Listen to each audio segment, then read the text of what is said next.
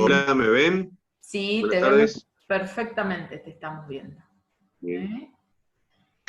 ¿Eh? Bueno, en esta semana, que estamos concluyendo la primera unidad, ¿sí? Recuerden que cuando comenzamos a hablar dijimos la primera unidad se refiere a las cuestiones de introducción o a las cuestiones generales de nuestra materia. ¿Qué es lo que tenemos que abordar hoy? La cuestión histórica de cómo va surgiendo en el tiempo el estudio de esta disciplina. ¿Sí? Por eso decíamos, la tarea de la clase pasada era hacer una línea del tiempo de los hechos principales que han surgido. Si nosotros nos podemos remontar en la historia, hace muchísimos años atrás, y podemos decir, ya en Roma existían alguna idea de cómo utilizar los recursos en el bien común de la comunidad. Salvo algunas situaciones donde podían existir propiedad privada en algunos casos. Esa misma idea de la Roma antigua va a ser trasladada con el pasar del tiempo a nuestra legislación. ¿Qué es lo que nosotros encontramos? Que en un principio, sobre todo a finales del 1800, la Argentina va a tener una tendencia liberal. O sea, ¿por qué es importante esa fecha? Porque ahí se constituye se constituye el Estado argentino y va a estar influenciado por las ideas liberales. ¿Qué va a significar esto? La propiedad privada. La principal institución que tiene el liberalismo es la propiedad privada. ¿Qué significa esto? Donde se le asignan determinados bienes a cada uno de las personas. ¿Sí? Entonces también todo lo que hace al ambiente va a tener esta lógica, que cada persona va a ser propietaria de ese bien y va a poder utilizar ese bien según su provecho. Entonces, ¿qué nos vamos a encontrar? Que el primer tiempo del 1900 también va a haber el uso irracional del ambiente respecto del que va a ser propietario. ¿Sí? No vamos a tener, diríamos, límites a ese uso. Y así lo hemos vivido en Misiones, con los grandes descampes que se dieron de nuestra selva nativa, todas las primeras corrientes migratorias y las primeras grandes empresas forestales que vienen desde Buenos Aires y prácticamente se dedican a arrasar nuestra selva misionera. Si ustedes ven en la historia, ven como el río Paraná, al no haber naves o no haber buques, se hacían las cangadas y se mandaban toda la madera dura por medio del río Paraná. ¿Sí? Entonces nosotros en realidad hoy tenemos muy pocas zonas con selva nativa, lo que estamos teniendo es selva, podríamos decir, reconstruida o refortalecida en estos últimos tiempos, salvo algunas hectáreas que las estamos manteniendo. ¿Sí? Entonces, por eso tenemos un inconveniente también respecto a la aplicación del derecho. ¿Qué es lo que podemos encontrar? Que allá por 1968 se va a dar una reforma a nuestro Código Civil y ahí va a aparecer la figura del abuso del derecho. Y eso va a venir a cambiar un poco la esencia de lo que es la regulación. Entonces, la persona, a pesar de que es propietaria de su bien, no puede utilizarlo sin pensar en el bien común. ¿Sí? Esto del abuso del derecho va a generar también el inicio de las nuevas regulaciones para protección del ambiente. Diríamos que es un hecho importante de esa incorporación dentro de nuestra legislación argentina. Y eso va a dar lugar también a las primeras ideas del daño ambiental, o sea, a las primeras teorías que van a surgir dentro del derecho de que el ambiente podía ser dañado por las personas. ¿Sí? ¿Qué es lo que tenemos que incorporar también? Como dijimos, en la década del 70 ya se comienza a pensar en algunas legislaciones para proteger el ambiente. Y en el 90 vamos a ver que se incorpora a la Constitución Nacional mediante la reforma lo que va a ser el derecho ambiental. Pero recién en la década del 90, en el 94. O sea que es muy joven esta parte del derecho dentro de la Argentina para la protección de nuestro ambiente. ¿Qué otra cuestión también nosotros tenemos que tener en cuenta? Que ahí ya en la década del 2000 se va a comenzar a hablar de la calidad de vida, y la calidad de vida asociada con lo que va a ser lo ambiental o el entorno de la persona. O sea, nuevas temáticas que vamos a ir asumiendo dentro de nuestra legislación argentina. ¿Sí? Esto también nosotros podemos ver en la faz mundial, así como les he contado, diríamos, en forma muy sintética en la Argentina, lo podemos llevar al mundo. En el mundo hay un autor que, que lo podemos hablar nosotros, que es un autor del derecho, de lo que hace al derecho internacional, Barbosa, ¿sí? Que estudia la legislación ambiental en carácter internacional. Él dice, ¿cuándo comenzamos a tener las primeras normas ambientales en el mundo? Va a ser a principios del 1900. ¿Qué encontramos en el 1900? Es la primera etapa histórica donde es la protección a los recursos individuales. Protección a los recursos individuales. Las primeras legislaciones que vamos a tener van a ser sobre determinado recurso en particular. Una de ellas es, ejemplo, en 1929 aparece un tratado internacional que lo firman los países para la protección de las ballenas. Que miren que elegimos esa temática porque se asocia con el ambiente argentino. Miren lo que, piensen ustedes en el 1929, no teníamos prácticamente energía eléctrica, entonces tampoco teníamos frigoríficos. Entonces, el que mataba a una ballena no era aprovechada en su completo, no era utilizado completamente. Solamente se sustraía en ese momento el aceite de esos animales y comenzábamos a ver que en realidad se derrochaba ese alimento, pero además se comenzaba a ver la extinción de esa especie.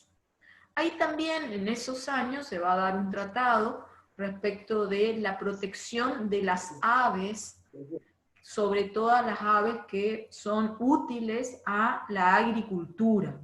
Vieron ustedes que las aves tienen esa característica de sembrar o de trasladar lo que hacen a las semillas y ayudan a la floración y un montón de cuestiones relacionadas con ese tiempo de la agricultura.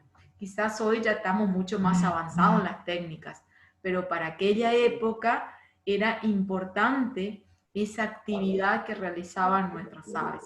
Entonces también van a surgir un tratado internacional entre los estados para proteger esas aves. Eso, así vamos a encontrar los primeros tratados relacionados con protección a algunos recursos. Ya para la mitad del siglo pasado, para el 1940, vamos a comenzar con la segunda gran etapa que nosotros podemos hablar, que se va a relacionar con lo que hace a la protección del medio ambiente. Acá ya se cambia la temática, ya no se piensa en el recurso individual, sino en el conjunto. Por eso hablamos de medio ambiente. Y va a estar relacionado con un hecho histórico importante, que va a ser un caso que va a pasar entre Estados Unidos y Canadá, Canadá va a tener una industria de fusión, diríamos, del hierro, donde los humos, ¿sí?, que van a ser altamente tóxicos, van a trasladarse o van a cruzar la frontera de Estados Unidos. Y entonces ahí comienza una historia de cómo Estados Unidos le solicita a Canadá respecto de esa contaminación. Y ahí ya vemos que están en tela de juicio dos países en esa cuestión, que es TRIBE. Con esto también, Marca va a ser un caso que va a ser sometido a arbitraje internacional para ver qué se resolvía, y en ese laudo lo que se va a resolver es que cada país es soberano respecto de su territorio, puede desarrollar las actividades dentro de su territorio, pero esa actividad no puede perjudicar al país lindante.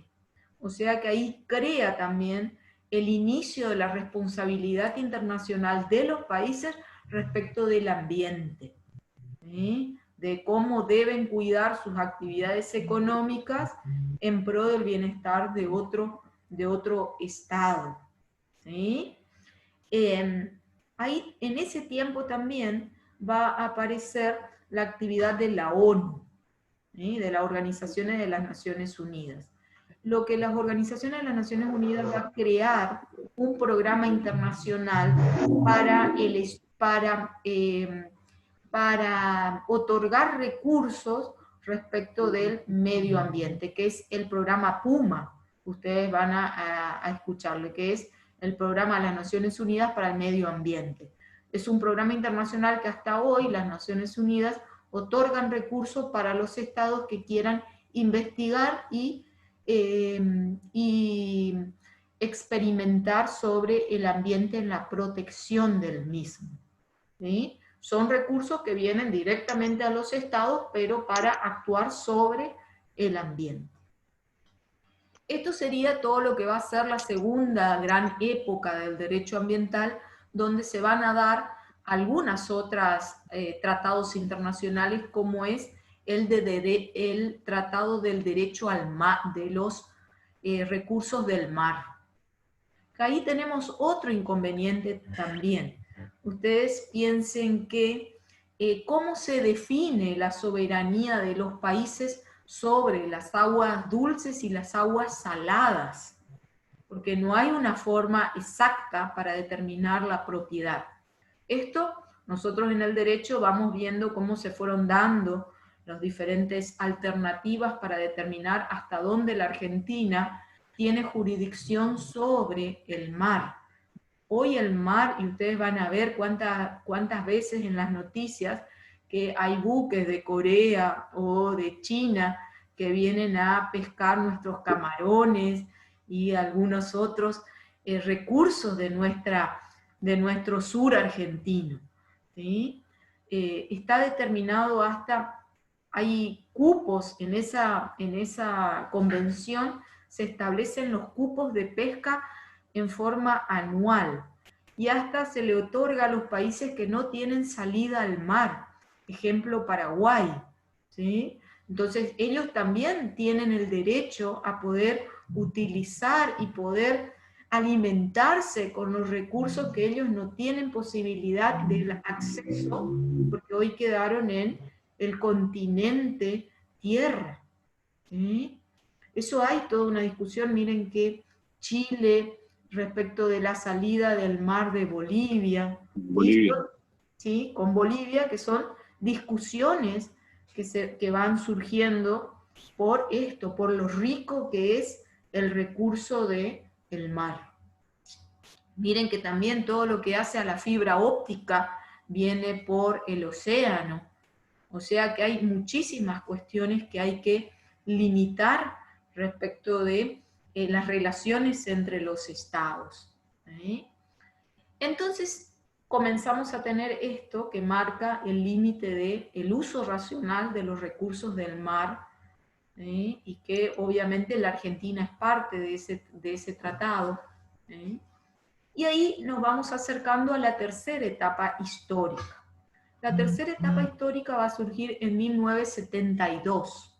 1972. Va a organizarse la primer convención internacional sobre el ambiente. La primera vez que los países deciden reunirse para tratar la temática, ¿sí? Por eso, en 1972 se va a dar en Estocolmo la primera gran reunión. En esto se van a tomar algunas acciones respecto a algunos compromisos de los estados para llevar adelante respecto del ambiente. O sea que ya se comienza a legislar entre los estados esta nuestra cuestión. ¿Sí? Ahí ustedes van a tener, en el 78 surge lo que va a ser la Convención de la Tierra y algunas otras normativas internacionales que buscan justamente esta cuestión del ambiente. Y si avanzamos un poquito, la cuarta etapa va a estar en 1990. Sí.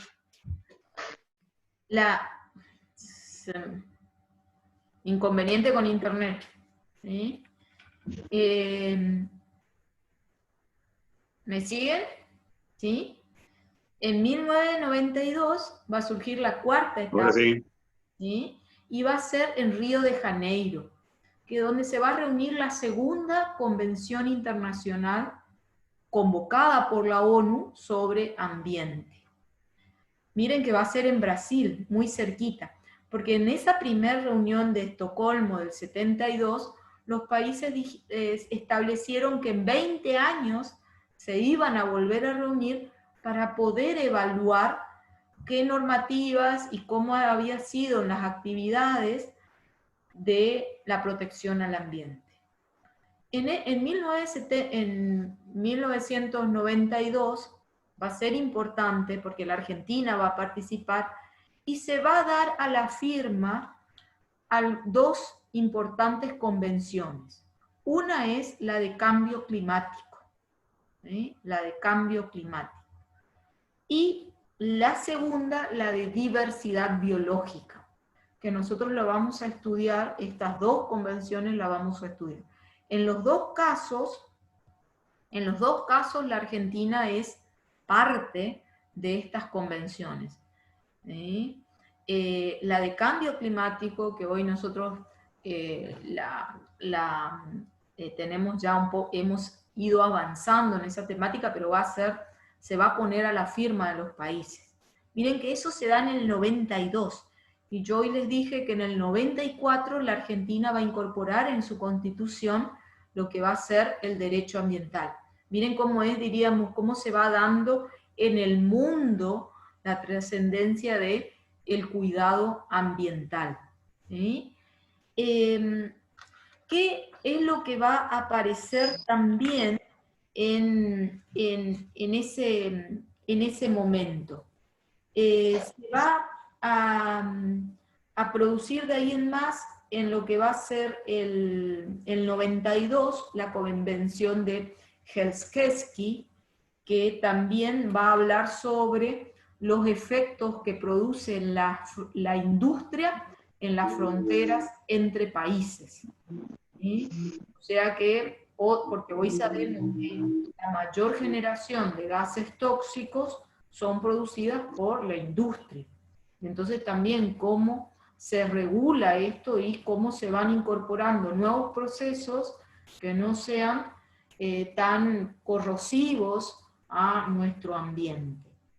En el 1997 se van a dar las convenciones internacionales sobre el acceso a la información ambiental, donde también la Argentina es parte de esa convención, de cómo los ciudadanos pueden conocer las cuestiones que afectan a su ambiente. ¿Sí? Después nosotros vamos a ver, nosotros en Argentina tenemos una ley respecto de esto que regula esa convención internacional, y con esto vamos a llegar a el 2002. Miren que veníamos, la primera convención en el 72 y la segunda convención 20 años después, en el 92. Pero en el 2001 los países resuelven acortar ese plazo y reunirse en el 2002. En el 2002. Esa nueva reunión en el 2002 se va a hacer en lo que hace a Johannesburgo, que sería la tercera convención internacional sobre ambiente convocada por la ONU para seguir resolviendo, seguir proponiendo cuestiones respecto de esto. El principal tema que se va a tocar en esa convención va a ser la cuestión de la pobreza. Porque hoy nosotros sabemos que uno de los factores que no permite una calidad de vida es la pobreza. Y la pobreza también lleva a que se utilice en forma no racional el uso de los recursos. Miren que una de las cuestiones, la pobreza normalmente también está asociado a algunas cuestiones de lo que es el uso de la energía. Miren el uso de la energía que hacen los que no pueden llegar a la energía eléctrica o al gas. Utilizan el consumo de la madera o de algunas otras fuentes que hoy Misiones está buscando alternativas. Hoy nosotros hablábamos de esta cuestión de cómo se fue organizando la cuestión del carbón.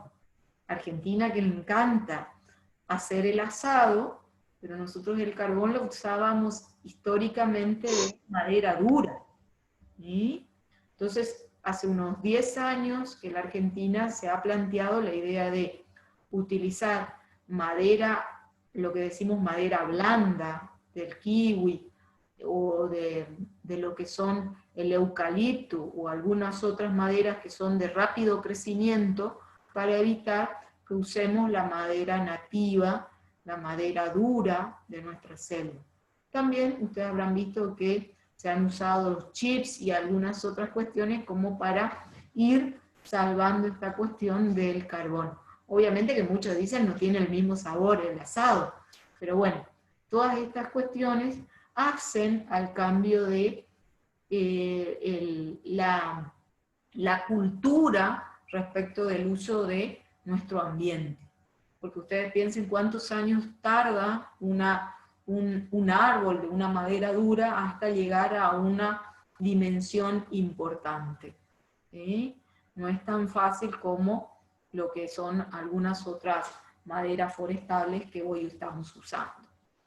¿Qué es lo que va a pasar también acá? Del 2002 en más, comienza a haber una tratativa con China que va a intentar ingresar a lo que es el cambio climático. Hasta ese momento Estados Unidos y China, que son las dos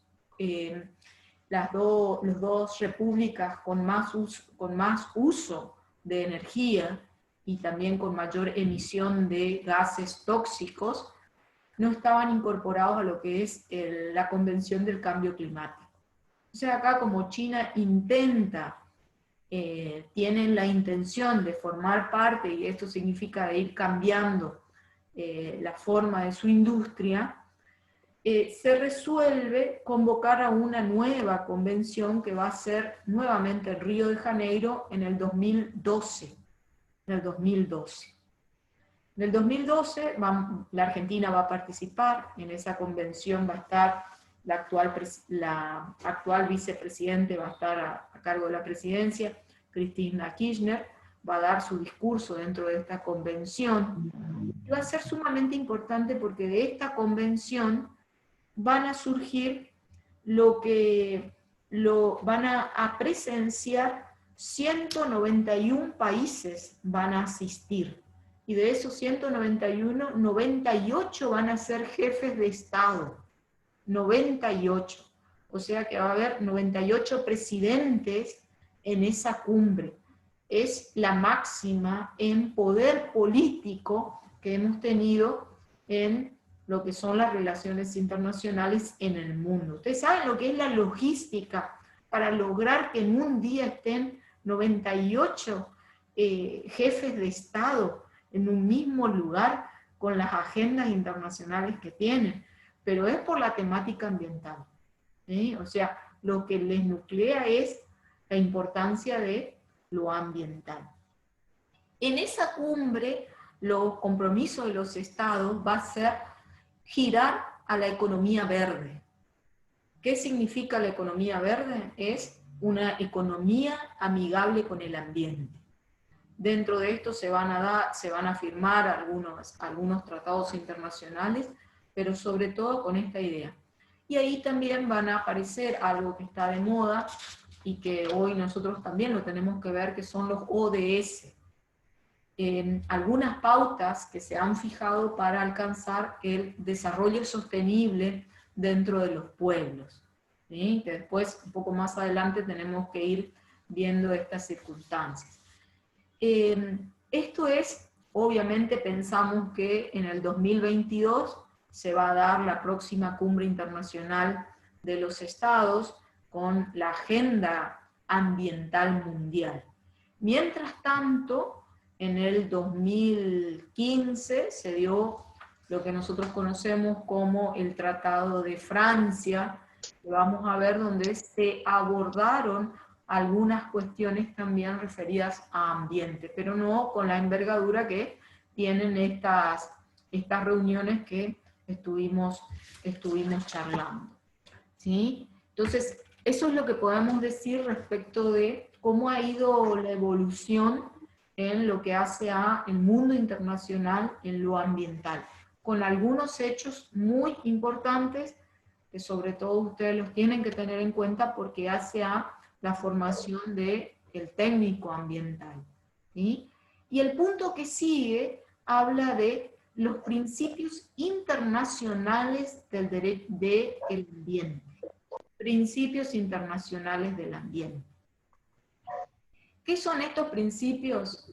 Cuestiones básicas que los estados se han comprometido en aplicar en lo ambiental en sus territorios. Por eso son principios generales, principios ambientales.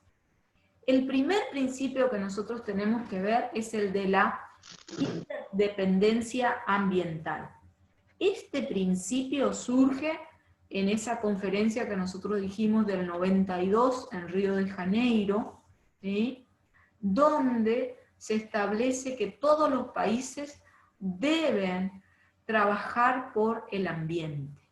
Por eso es la interdependencia, porque nosotros veíamos acá que el ambiente tiene esta particularidad de que no se corta en la frontera de un país, sino que los efectos que produce un país tiene trascendencia en otro país. Por eso este principio de la interdependencia ambiental entre los estados. Tienen que actuar juntos y tratar de no dañar al ambiente. Esto es el segundo principio, como decíamos, de lo que hace a la Convención de Río. El segundo principio es el de la igualdad de tutela ambiental. Igualdad de tutela ambiental. ¿Qué es lo que buscan acá en este también principio que surge en esa reunión del 92? Es que es una obligación no solamente de los estados, sino también de las personas, de la población de los estados, cuidar el ambiente. O sea que es una responsabilidad de todos los que vivimos en el ambiente. El otro principio que nosotros también tenemos es el de la subsidiariedad. ¿Qué significa este principio? Que todos debemos ayudar, ¿sí?, en la protección del ambiente. Por eso dice subsidiario. Si el Estado no puede, también la persona debe colaborar.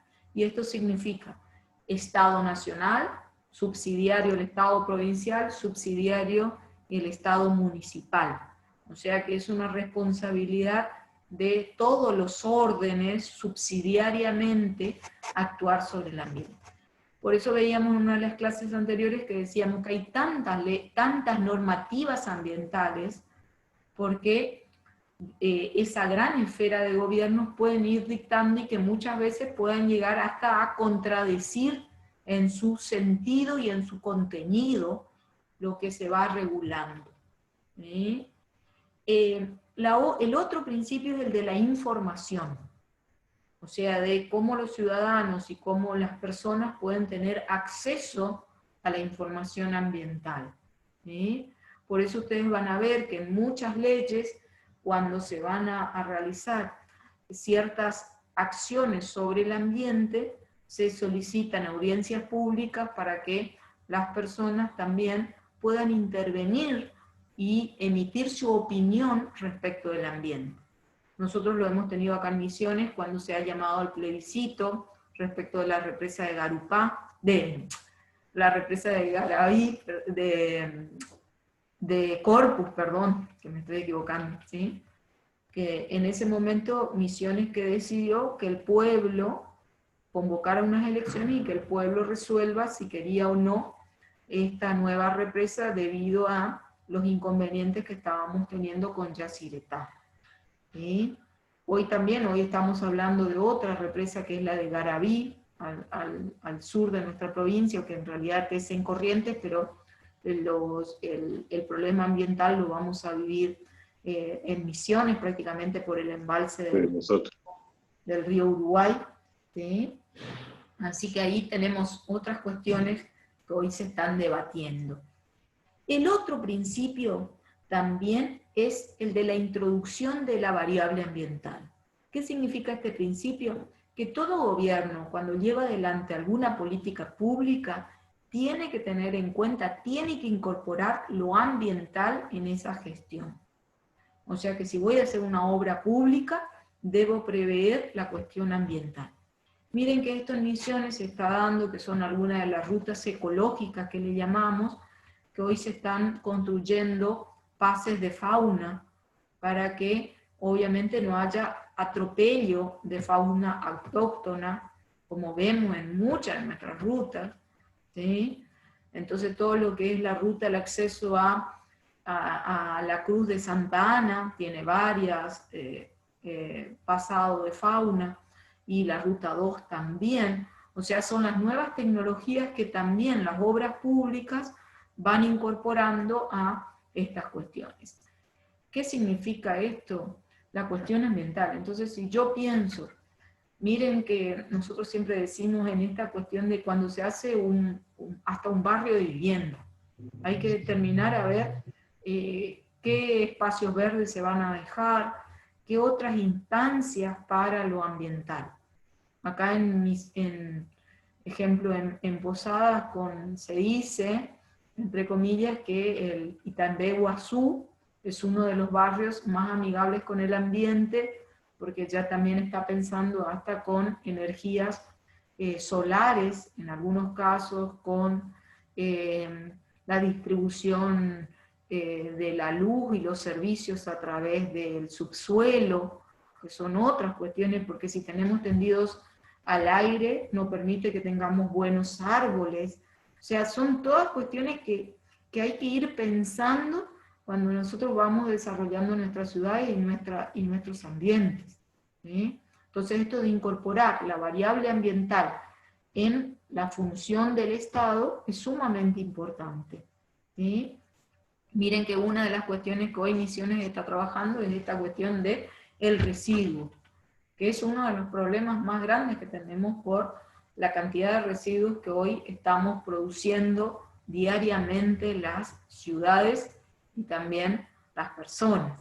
¿Sí? Hay varios grupos que están buscando lo que es el reciclado y demás, pero todavía son muchos kilos, toneladas, que son enterradas en unos espacios donde se vuelven improductivos esos espacios donde estamos enterrando el residuo.